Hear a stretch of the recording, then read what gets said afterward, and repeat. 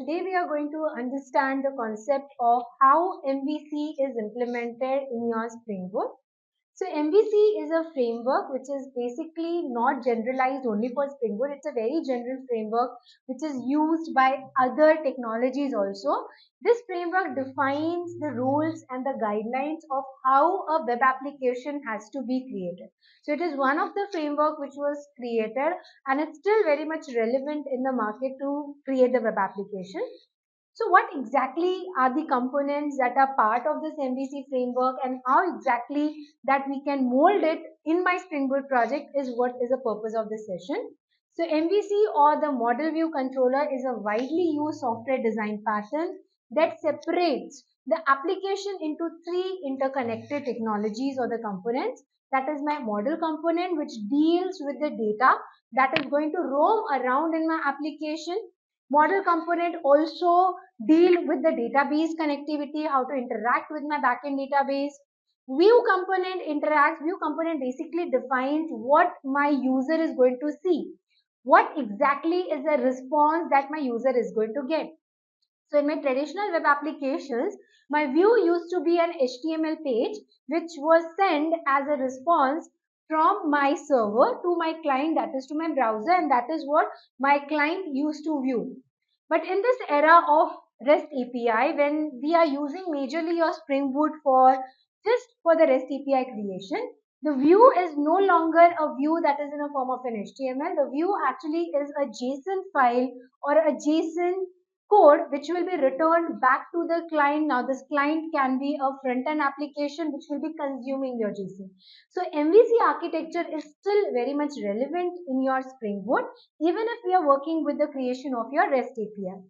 The last part of your MVC architecture is your controller. Controller basically controls your overall application, the movement within your application, the decision about which view to be returned, what view to be returned, the decision about when we should be sending the data to my model, when should my model be interacting with my database. So it's like a controller, as the name suggests. The controller is like the main heart of your application which controls the overall working of your application. So this architectural approach promotes the modularity. So rather than me programming everything in one single place, I am separating my concern. I'm saying the things that are related to my database, the things that are going to concern itself with my database, I will be molding it into my model part. Where the things that are going to concern it's with the type of the view or what the response the user should be getting, whether it's an HTML file or whether it's my JSON content that needs to be sent back to the user, that will be concerned in the form of a view. And controller, the overall movement of my data from one file to the another, the overall movement of my request that is coming from the user to my any application which we have created or the function which we have created will be controlled by the controller. So let's understand more into what this MVC architecture is all about. Let's explore single component of it. So let's start with the first component, that is the model component. The role of the model component is to manage the data as well as the logic that is required to interact with my data. The rules that drives the application, it serves as a core of the system handling the task like retrieving the data from the database, understanding and filtering your data according to what will be the requirement for my view. Even if you want to do some addition of your data, updation of your data, those business logics can be written within your model. So model is basically responsible for fetching your data, processing it according to your application's requirement, notifying your view component about any changes that has happened in the background so that my view can be refreshed. This ensures that the view displays the most updated information. The next component that we have here is the one that is called as view.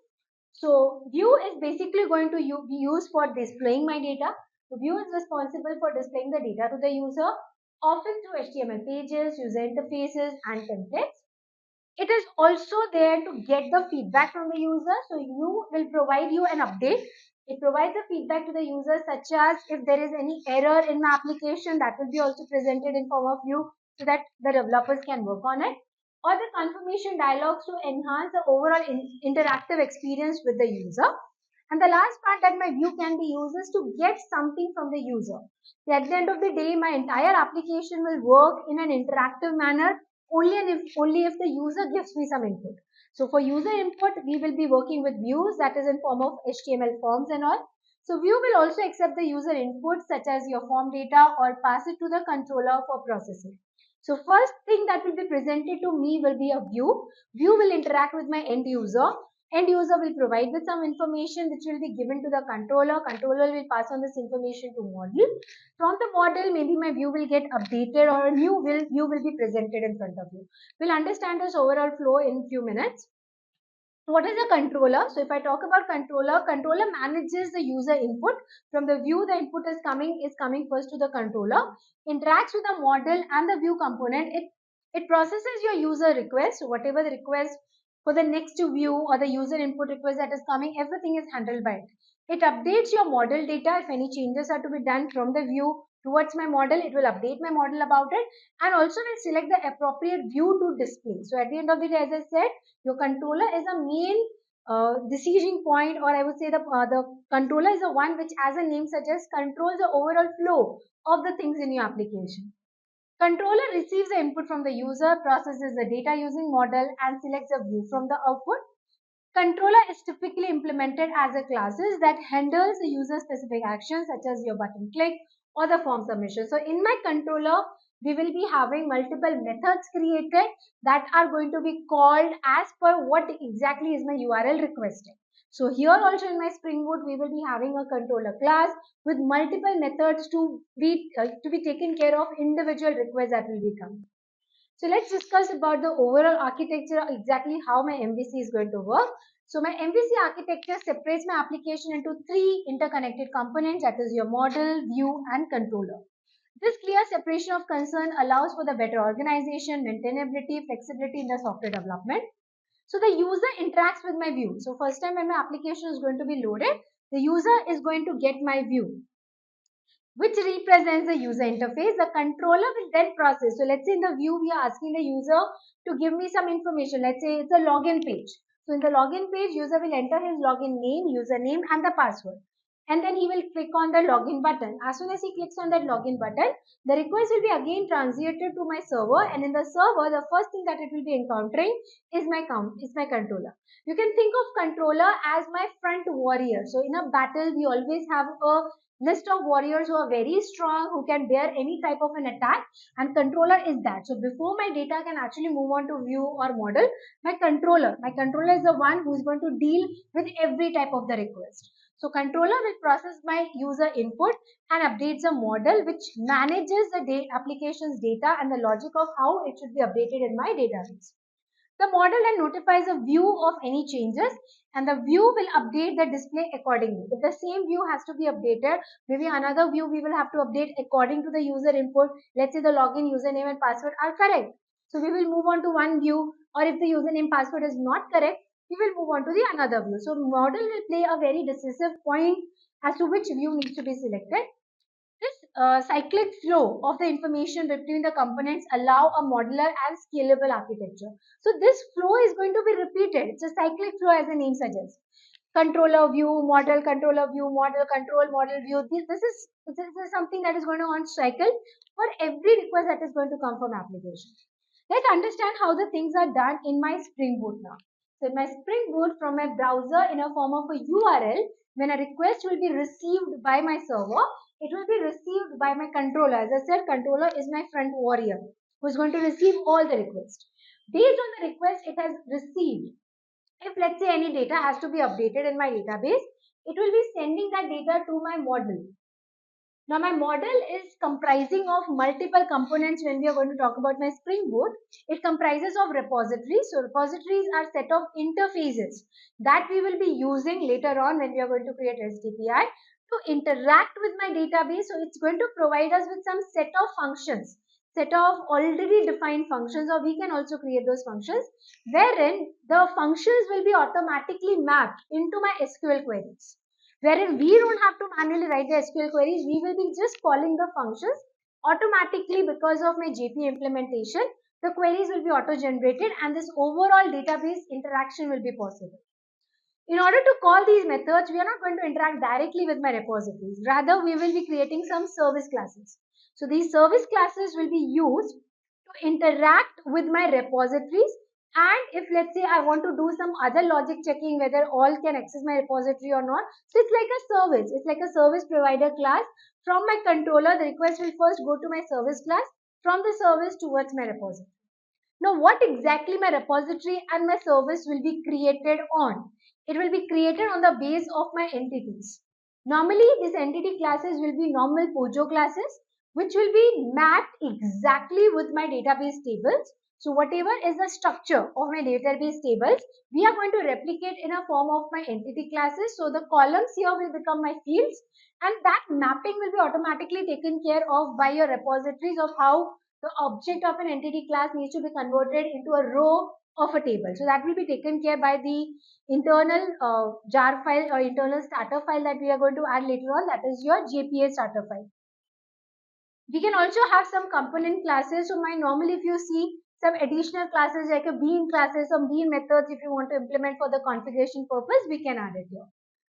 Let's say from my model whatever has been updated, now we're giving that information to my view, and there can be multiple views that I have created in my application.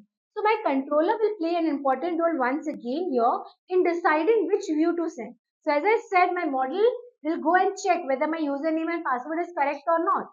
If my username and password is correct, my model will say, or my model will just update my view. But here my controller will decide whether I should be returning you to the next page, which is a correct page if the username and password is correct, or whether I should be sending you to an error page where it will be notifying to you that the username and password is not correct. So this is something that will be the overall working of your MVC architecture. What are the advantages that we get when we are working with MVC architecture is there's a separation of concern. Each component of your MVC architecture, that is your model view controller, is very specific about the task they have to perform.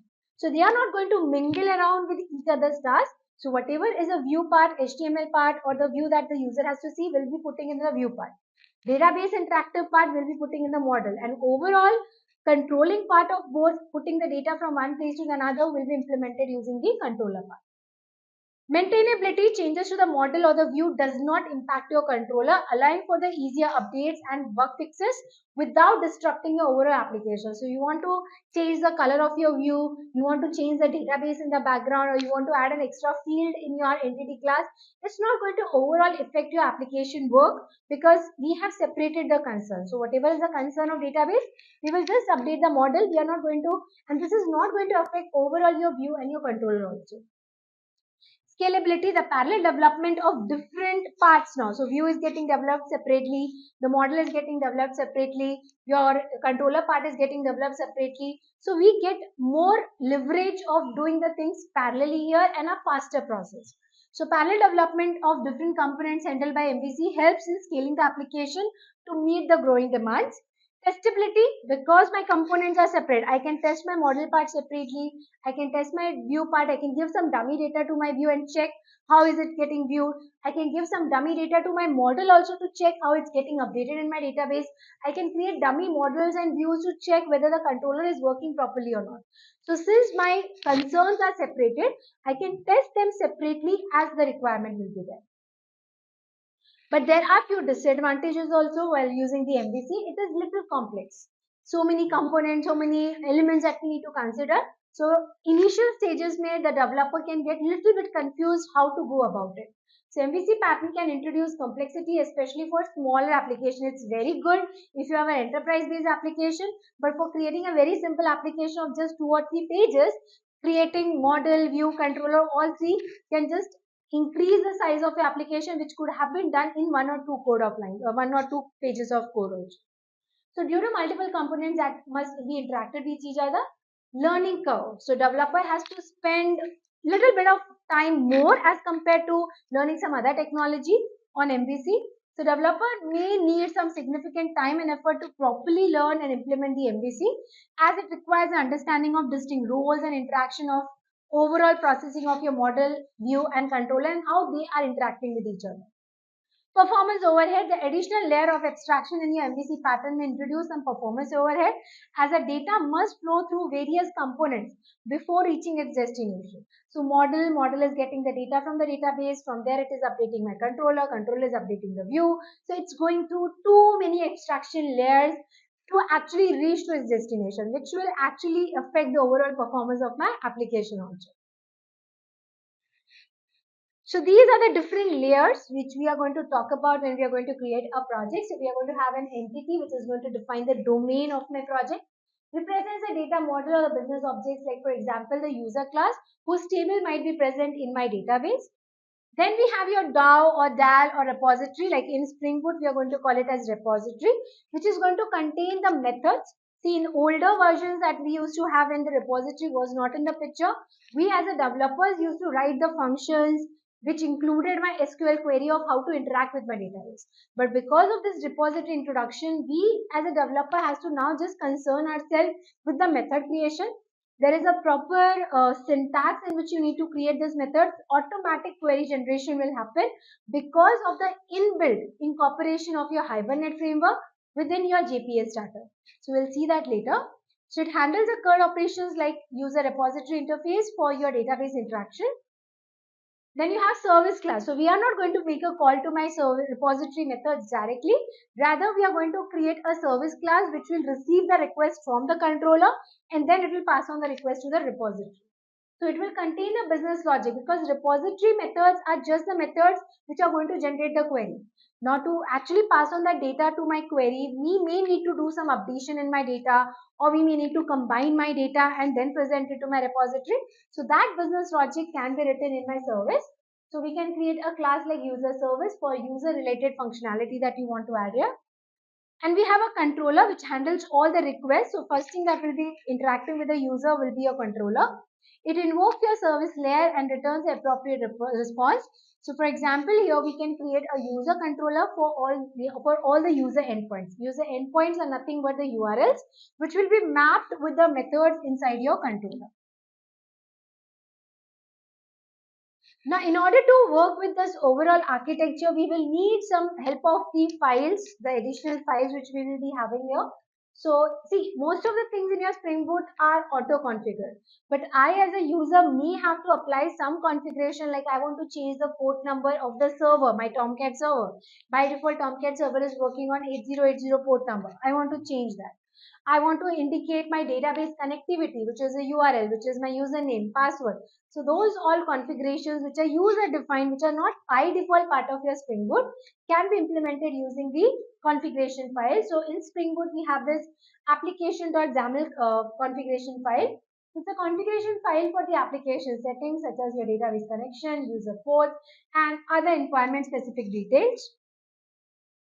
Annotations also can be used in your MVC, like in order to specify that this is a controller class, we have @controller annotation. In order to specify this is a service class, we have @service annotation.